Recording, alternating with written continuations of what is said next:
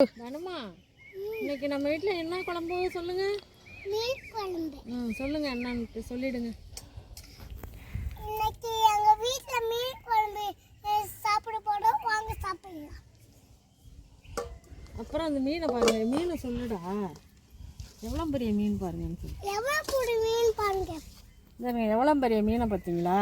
இது வந்து நாட்டு மீன். நாட்டு மீனை கண்ணை எவ்வளோ நச்சுக்கலெல்லாம் இருக்கு பார்த்தீங்களா? இந்த வீடியோ பிடிச்சிருந்தா லைக் பண்ணுங்க, ஷேர் பண்ணுங்க, சப்ஸ்கிரைப் பண்ணுங்க. பாய். இது நாட்டு மீனுங்க, இதான் கெண்டை மீன். இது செம்ம சூப்பராக இருக்கும். இன்னைக்கு சண்டே சமையல் மீன் குழம்பு தான். வாங்க மீன் குழம்பு வச்சு மத்தியானம் எல்லோரும் சாப்பிடுவோம். வாங்க. இதெல்லாம் கழுவி அரிஞ்சு சுத்தம் பண்ணிட்டு வந்துடலாம். இப்போ மீனெல்லாம் அந்த கழுவி எல்லாம் சுத்தம் பண்ணி எடுத்தாச்சு. இது வறுக்கிறதுக்கு, இது குழம்பு வைக்கிறதுக்கு, அவ்வளோதான். வாங்க போயிட்டு நம்ம குழம்பு வச்சிடலாம். குளம் பக்கத்தில் மீன் வாங்கிட்டு வந்து குளத்துலேயே கழுவி எவ்வளோ சூப்பராக இருக்குது பார்த்தீங்களா? இடம்லாம் ரொம்ப சூப்பராக இருக்கும். காற்று செம்மையாக அடிச்சுக்கிட்டு இருக்குது. மீன் கழுவுற களைப்பே தெரியாது. இந்த அளவுக்கு மீன் கழுவி எடுத்துக்கிட்டு இப்போ போகிறேன். குழம்பு வச்சுருவோம். குழம்பு வச்சு சாப்பிட்றம்போது பார்ப்போம்.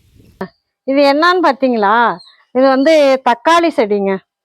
தக்காளி காயெல்லாம் காய்ச்சிருக்கு பார்த்தீங்களா?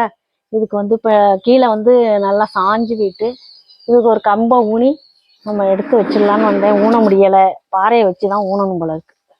இந்த பாருங்க தக்காளி காய் பார்த்தீங்களா எவ்வளோ காய்ச்சிருக்குன்னு.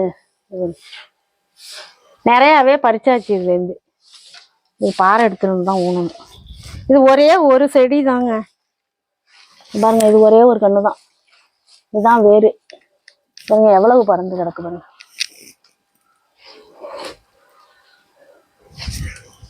இந்த பாருங்க, ஒரு செடியில் எவ்வளவு படர்ந்து என்னமோ பரங்கி செடி மாதிரி படர்ந்துருக்குங்க.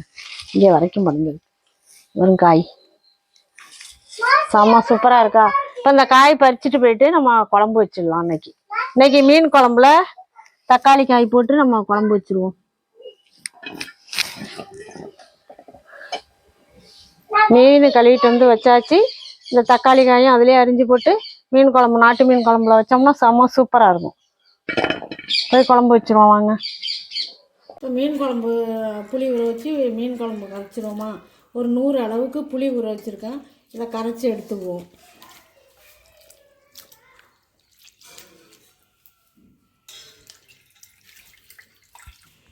நல்லா பெரிய தக்காளி, ஒரு சின்ன தக்காளி, 2 தக்காளி பழம் எடுத்துருக்கேன். இதையும் சேர்த்துக்கலாம். இதில் அரிஞ்சிட்டு கரைச்சி ஊற்றிடுவோம். இப்போ தக்காளியை கட் பண்ணி அதில் போட்டுக்குவோம்.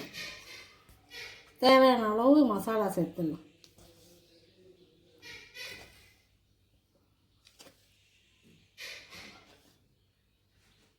நான் வந்து ஒரு 1/2 கிலோ அளவுக்கு மீன் குழம்பு வைக்க போகிறேன். அதனால் இதால் ஒரு 5 ஸ்பூன் அளவுக்கு மிளகாத்தூள் போட்டிருக்கேன். நாங்கள் 6-7 பேர் இருக்கோம். நீங்கள் 4 பேர் 3 பேர் 2 பேர் இருந்தீங்கன்னா மசாலாலாம் கம்மி பண்ணி போட்டுங்க. புளியும் கம்மி பண்ணிங்க. தனி மிளகாத்தூள் 1 ஸ்பூன் போட்டுக்குவோம். தேவையான அளவு உப்பும் போட்டுக்கலாம். எல்லாத்தையும் சேர்த்து கரைச்சி விட்டுருவோம். இப்போ வந்து ஒரு 2 பேருக்கு குழம்பு வைக்கிறீங்கன்னா ஒரு 50 புளி அளவுக்கு போட்டுக்கிட்டிங்கன்னா போதும். அதோட இன்னும் 2 பேர் சேர்த்து வைக்கணும்னா அதோட கொஞ்சமாக சேர்த்துக்கணும். புளியை சேர்த்துக்கணும். போட்ட மாதிரியும் 100 அளவு போட்டிங்கனாக்கா தாங்காது. 1/2 கிலோ மீன் போட்டு ஒரு 50 அளவு புளி போட்டு ஒரு 2 பேர் 3 பேருக்கு வைக்கணும்னா வச்சுக்கிட்டோம்னா தாராளமாக இருக்கும். அதுமாரியே வச்சுக்கிங்க. இப்போ குழம்ப தாளித்து விட்ருவோமா? இப்போ எண்ணெய் சூடாகிட்டு இந்த அளவுக்கு ஒரு 2-3 ஸ்பூன் அளவுக்கு நான் வெங்காயம் போட்டுக்கிறேன். அப்புறம் வெங்காயம் கட் பண்ணி வச்சுருக்கேன். அதையும் சேர்த்து அதோட அப்புறம் ஒரு 4 பச்சை மிளகாய் அதையும் சேர்த்து அதோட வதக்கிடுவோம். அப்படியே நம்ம கொல்லையில் உள்ள கருவேப்பிலையும் உடைச்சிட்டு வந்து 2 கொத்து உருவி போட்டு வதக்கி விட்ருவோம்.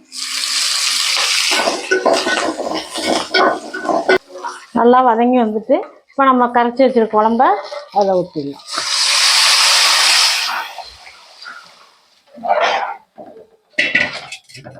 கொல்லையில் உள்ள தக்காளி காய் பறிச்சுட்டு வந்தோமா? அதை 2 கட் பண்ணி வச்சுருக்கேன். அதையும் கழுவிட்டு அதிலேயே சேர்த்துக்கலாம். அப்படியே போட்டோம்னா அது கொஞ்சம் வெந்துடும். கொதித்த பிறகு நம்ம மீனை போட்டுக்கலாம். நான் தேங்காயெல்லாம் எதுவுமே சேர்க்க மாட்டேன். மீன் குழம்பு இப்படி தான் வைப்பேன். நீங்களும் வச்சு சாப்பிட்டு பார்த்துட்டு எப்படி இருந்ததுன்னு கமெண்ட்டில் சொல்லுங்கள். இப்போ நல்லாவே குழம்பு நல்லா கொதித்து வந்துட்டு இப்போ நம்ம அந்த நேரத்தில் மீனை போட்டுக்கலாம். மீன் குழம்புக்கு மீன் கொஞ்சம் தான் வச்சுருக்கேன். எங்கள் வீட்டில் எல்லாம் மீன் குழம்பு மீனை சாப்பிட மாட்டாங்க, வறுத்த மீனை தான் சாப்பிடுவாங்க. அதனால் கம்மியாக தான் வச்சுருக்கேன்.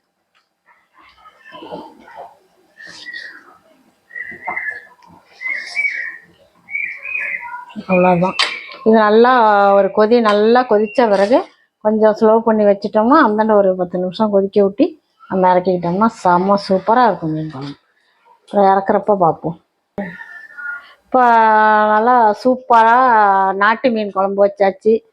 வாங்க எல்லோரும் சாப்பிடுவோம். செம்ம சூப்பராக இருக்கும். அப்புறம் என்ன பண்ணியிருக்கேன்னு பார்த்தீங்கன்னா, மீன் குழம்பு வச்சுட்டு அப்புறம் வந்து மீன் வறுத்து வச்சுருக்கேன். மீன் வறுவல், அப்புறம் முட்டை, அப்புறம் சுட சுட சாதம். வாங்க எல்லோரும் சாப்பிடுவோம். இன்றைக்கி சண்டே சாப்பாடு எல்லோரும் சேர்ந்து சாப்பிட்லாம் வாங்க. இது உங்கள் வீட்டில எல்லாம் என்ன சாப்பாடுன்னு கமெண்டில் சொல்லுங்கள். அடுத்த வீடியோவில் பார்ப்போம். பாய்.